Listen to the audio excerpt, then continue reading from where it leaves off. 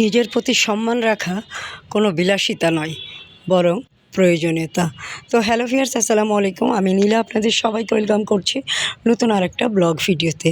আজকের ব্লগ ভিডিওটাও একই রকম, প্রতিদিনের মতো কিছু কথা, কিছু গল্প আপনাদের সাথে শেয়ার করব। কথাগুলো যদি ভালো লাগে শেষ পর্যন্ত সাথে থাকবেন। তো আজকে যেটা বলছিলাম, মানে নিজের প্রতি সম্মান দেখানো এটা বিলাসিতা নয়, এটা প্রয়োজনীয়তা। আত্মসম্মান ইগো নয়। আত্মসম্মান হলো নিজেকে অসম্মানিত হতে না দেওয়া। আত্মসম্মান মানুষের ব্যক্তিত্বের অন্যতম মৌলিক ভিত্তি। কিন্তু অনেক সময় মানুষ ভুল করে আত্মসম্মানকে ইগোর সাথে মিলিয়ে ফেলে। বাস্তবে আত্মসম্মান মানে নিজেকে বড় ভাবা নয়, বরং নিজেকে ছোট হতে না দেওয়া।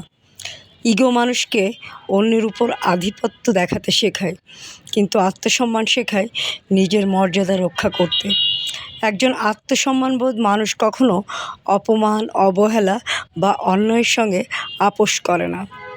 সুস্থ আত্মসম্মান মানসিক সুস্থতা ও আত্মবিশ্বাসের মূল চালিকা শক্তি। যাদের আত্মসম্মানবোধ শক্তিশালী, তারা সম্পর্ক, কর্মজীবন ও সিদ্ধান্ত গ্রহণে বেশি স্থিতিশীল। আত্মসম্মান মানুষকে আত্মরক্ষা শেখায়, আর ইগো মানুষকে অযথা সংঘর্ষে জড়িয়ে ফেলে। তাই আত্মসম্মান কখনো অহংকার নয়, এটি আত্মমর্যাদার সুরক্ষা। অনেকে মনে করেন নিজের অবস্থান পরিষ্কারভাবে জানানো মানেই ইগো দেখানো, কিন্তু বাস্তবে এটি সুস্থ সীমারেখা তৈরি করা।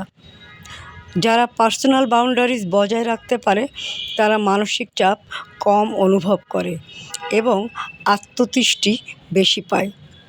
আত্মসম্মান সম্পন্ন মানুষ না বলতে জানে, কারণ সে জানে সব কিছু মেনে নেওয়া ভদ্রতা নয় এবং আত্ম অবমূল্যায়ন সেগুলোর। ইগো অন্যকে ছোট করে, নিজেকে বড় করতে চায়, কিন্তু আত্মসম্মান নিজের মূল্য বুঝে চলতে শেখায়। পরিবার, কর্মক্ষেত্র বা সম্পর্কের জায়গায় বারবার অপমান সহ্য করলে আত্মসম্মান ক্ষতিগ্রস্ত হয় এবং দীর্ঘমেয়াদী আত্মবিশ্বাস কমে যায়। তাই নিজের প্রতি সম্মান রাখা কোনো বিলাসিতা নয়, বরং এটা প্রয়োজনীয় আত্মরক্ষা। তো বন্ধুরা, আমি কিন্তু কথা বলতে বলতে আপনারা দেখতেই পেলেন আমি সুন্দর একটা টেবিল ক্লথ সেট কিনে ফেলেছি। অনেক দিন হলো আমি বাসার কোনো জিনিস কিনি না, প্রায় 1 থেকে 1.5 বছর হয়ে গেল আমি বাসার কোনো জিনিস কিনি না, কারণ আমি একটু অসুস্থ এবং সব কিছু মিলিয়ে একটা হসপস পরিস্থিতির ভিতর দিয়ে যাচ্ছি প্রায় 1-1.5 বছর থেকে। তো যার কারণে অনেক দিন হলো নিজের জন্য বা বাসার জন্য কিছু কেনা হয় না। এখন আর নিজের চেয়ে বাসার জন্য কিছু কিনলে মানসিক শান্তি বা আত্মতৃপ্তিটা বেশি লাগে। তো আজকে অনেক দিন থেকে কিনবো করতে করতে সুন্দর এই সাদা কালারের টেবিল ক্লথটা কিনে ফেললাম, আর কিনে ফেললাম সেন্টার টেবিলের একটা ক্লথ। অনেক দিন পরিবর্তন করিনি, একদম যাচ্ছে না তাই অবস্থা হয়ে গেছে। কী আর করা, সবসময় পরিস্থিতি একরকম থাকে না। পরিস্থিতি যখন যেমন তখন সেভাবে চলতে পারাটা বা চলতে শেখাটাও এক ধরনের আত্মবিশ্বাস বজায় রাখার একটা নাম বলতে হবে, বা মানে সময়ের সাথে মিলিয়ে চলা, পরিস্থিতির সাথে মিলিয়ে চলা অনেক বড় একটা গুণ। তো যাই হোক, আমি টেবিল ক্লথটা এবং এই যে সেন্টার টেবিল ক্লথটা কিনে ফেললাম। কেমন হলো, সাজিয়ে ফেললাম আপনাদের সামনে কথা বলতে বলতে, অবশ্যই জানাবেন। আর এটা আমি নিয়েছি সাবিকুন নাহার হোম ডেকোর থেকে। আপনারা চাইলে নিয়ে নিতে পারেন ওখান থেকে। বেশ, যেটা দেখেছিলাম সেটাই পেয়েছি। আমি যেহেতু অনলাইনে বিজনেস করি, আমি অনলাইনেও আমার নিজের জন্য কেনাকাটাগুলো বেশিরভাগ ক্ষেত্রে অনলাইন বা বাসার আশেপাশ থেকে কিনে ফেলার চেষ্টা করি। কিন্তু অনেক দিন থেকে ভাবছিলাম যে টেবিল ক্লথগুলো অনলাইন থেকে কিনবো, কেমন হয়।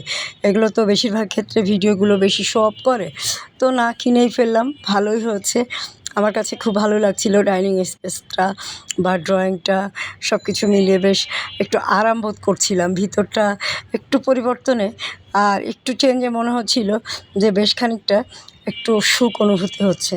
তো কেমন হলো আমার টেবিল ক্লথ এবং রানার সেন্টার টেবিল ক্লথটা অবশ্যই জানাবেন।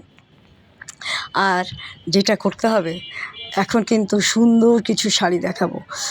আমার বাসাটায় আমি যেখানটায় দাঁড়িয়ে ছবি তুলি সেখানটাও একটু চেঞ্জ করতে হবে, তবে সেটা আরও কিছুদিন পর চেঞ্জ করব। একসাথে সব করতে গেলে পেরে দিব না। বর্তমান জিনিসের যে দাম, যে পরিস্থিতি, সব কিছু মিলিয়ে আমাদের মতো মানুষের চলা একটু কঠিন। তারপরেও চলতে হবে, আর চলাটাই জীবনের নাম। চলতে হয়, যতক্ষণ মানুষ বেঁচে থাকে ততক্ষণ চলে। মাঝে মাঝে একটু পরিবর্তন আনতে হয়, পরিবর্তন না আনলে আসলে হয়তোবা ভালো দেখায় না। তো এখন কিছু ফটোশ্যুট দেখে ফেলি। টেবিল ক্লথটার টেবিল কাভারটা লাগানোর পরে কেমন লাগছে।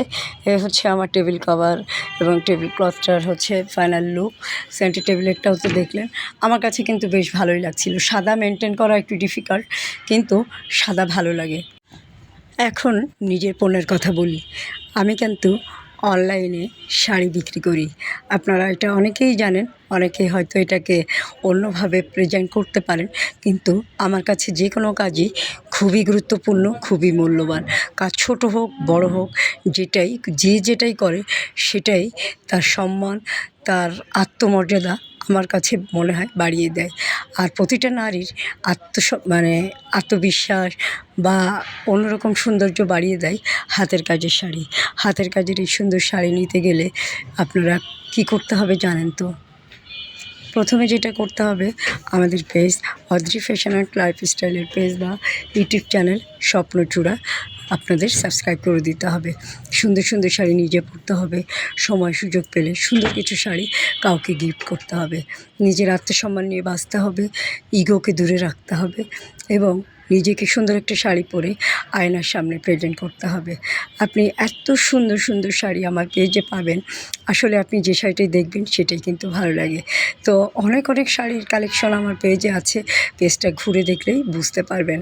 আজকে আর কথা বাড়াবো না, অনেক বড় হয়ে গেছে এমনিতেই ভিডিওটা।